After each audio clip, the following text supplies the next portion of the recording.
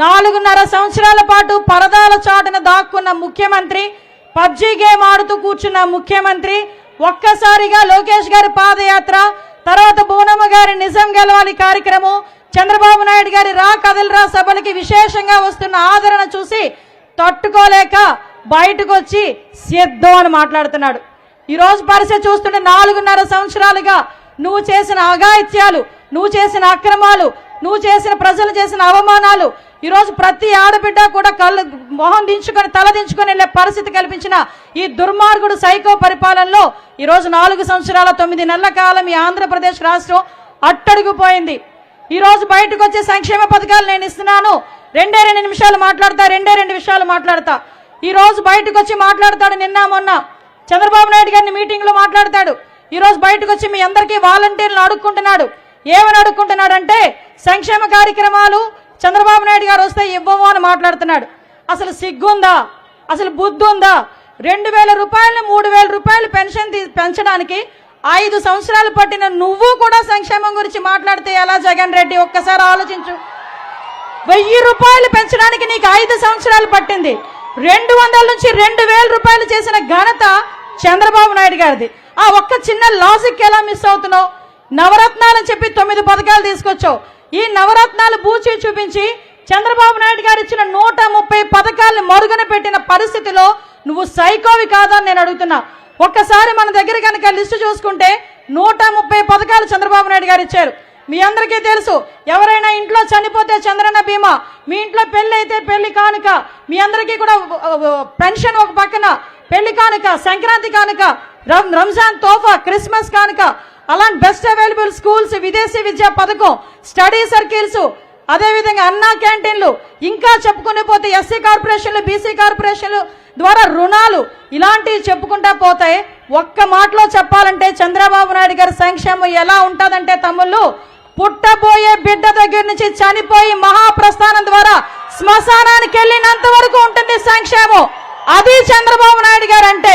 ఈ రోజు మాట్లాడతారు ఎక్కడి వరకు ఆయన నా నియోజకవర్గం వరకే వస్తా, మన నియోజకవర్గంలో పాయకరపేట నియోజకవర్గం ఇక్కడ వాళ్ళందరికీ తెలుసు 2014 నుంచి 2019 వరకు కూడా ఒక స్వర్ణ యుగం.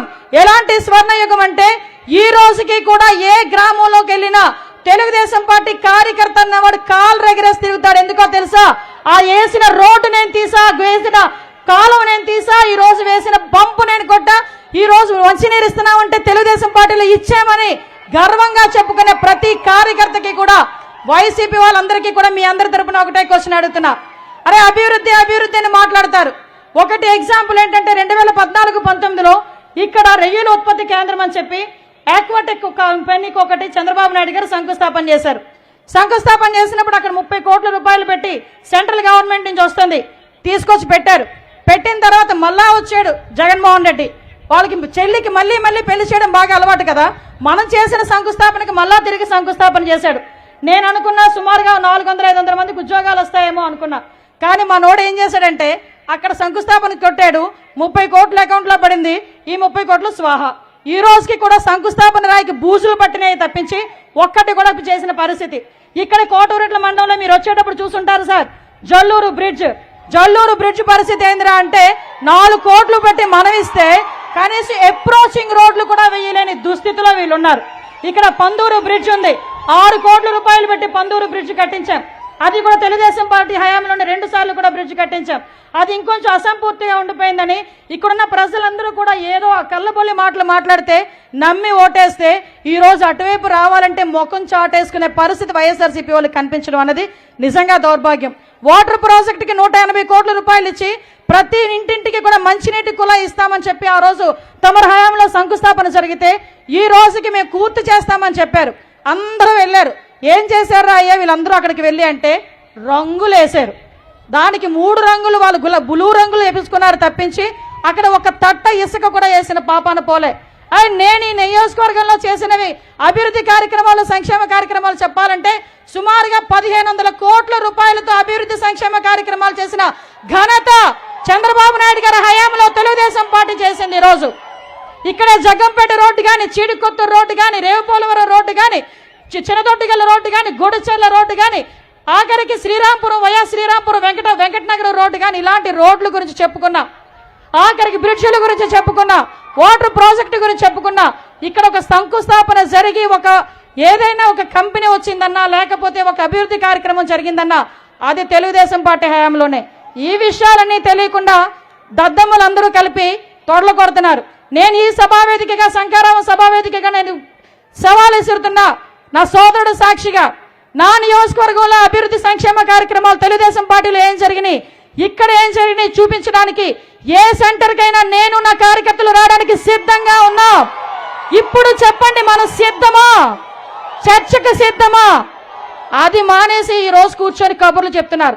నేను ఒకటే మీ అందరి తరపున లోకేషన్కి ప్రామిస్ చేస్తున్నా, రాబోయే కాలంలో ఇక్కడ ఉమ్మడి అభ్యర్థిగా, అదేవిధంగా తెలుగుదేశం పార్టీ జనసేన రెండు కలిసి మీకు గిఫ్ట్ ఇవ్వబోతున్నాయి.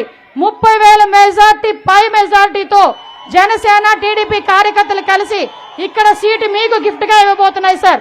ఆ విషయం చెప్పడానికే ఈరోజు ఇంతమంది మీ అందరి దగ్గరికి వచ్చి మీకు బ్లెస్సింగ్స్ ఇవ్వడానికి వచ్చారు. మీ అందరూ కూడా ఈ కార్యక్రమానికి ఇంత పెద్ద ఎత్తున వచ్చి మమ్మల్ని అందరినీ ఆశీర్వదించినందుకు ప్రత్యేకంగా మీ అందరికీ కూడా ధన్యవాదాలు తెలియజేసుకుంటూ, ఈరోజు మనందరికీ కూడా ఇంకొక తోడు జనసేన పవన్ కళ్యాణ్ గారు, ఒక ఎమోషన్. పవన్ కళ్యాణ్ గారు అదేవిధంగా చంద్రబాబు నాయుడు గారు కలిసి రాబోయే 50 రోజుల్లో 50 రోజులు అలా వేచి చూడండి. అక్కడ కూర్చొని అమరావతిలో నుంచొని అక్కడ చంద్రబాబు నాయుడు గారు అను నేను అని ఒకే ఒక శబ్దంతో ప్రమాణ స్వీకారం చేయడానికి మనందరం కూడా సిద్ధపడాలని మనస్ఫూర్తిగా తెలియజేసుకుంటూ, ఈ అవకాశం ఇచ్చిన మీ అందరికీ కూడా ప్రత్యేకంగా ధన్యవాదాలు తెలియజేసుకుంటూ, సార్ మా కాన్షియన్స్ ఇండెంట్ అయితే చాలా ఉంది, అదంతా చెప్పాలంటే చాలా టైం పడుతుంది కాబట్టి దయచేసి మీకు అదంతా కూడా కాగిత రూపంలో ఇస్తాను. ఎందుకంటే సమయాభావం కలిగింది, అందువల్ల మీ అందరూ కూడా అది కూడా అర్థం చేసుకోవాలని మనస్ఫూర్తిగా తెలియజేసుకుంటూ, ఇక్కడికి వచ్చిన ప్రతి ఒక్క కార్యకర్తకి కూడా, మహిళలకి ముఖ్యంగా మహిళలందరికీ కూడా పాదాభివందనం చేసుకుంటూ సెలవు తీసుకుంటున్నా. జై హింద్, జై తెలుగుదేశం, జై జనసేన. చంద్రబాబు నాయుడు గారి నాయకత్వం, పవన్ కళ్యాణ్ గారి నాయకత్వం, లోకేష్ అన్న నాయకత్వం, లోకేష్ అన్న నాయకత్వం. Thank you.